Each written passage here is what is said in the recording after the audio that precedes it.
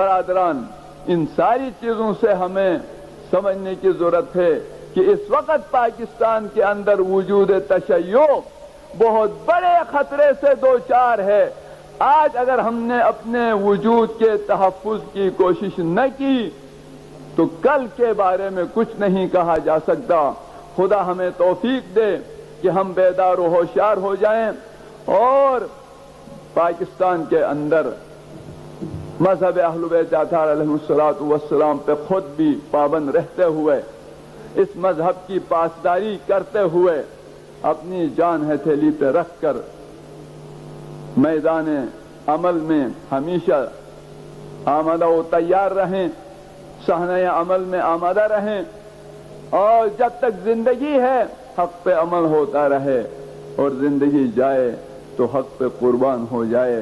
اور خدا ہمیں توفیق دے کہ اس سے پہلے جتنے شہداء گزرے ہیں ان سب کو شہدائے کربلا کے ساتھ محشور ہونے کی سعادت نصیب ہو، اور ہمیں بھی تاج شہادت و کرامت سر پہ رکھ کر امام حسین علیہ السلام کی قدم بوسی کی توفیق نصیب فرمائیں۔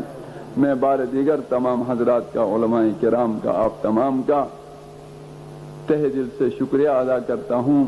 امید ہے انشاءاللہ تعالی ان حساس لمحات میں اپنی ذمہ داری ادا کرنے کی پوری کوشش ہوگی، اور انشاءاللہ دشمن ناکامی کا منہ دیکھے گا، اور مذہب حق سر بلند رہا ہے اور رہے گا۔ والسلام علیکم ورحمۃ اللہ۔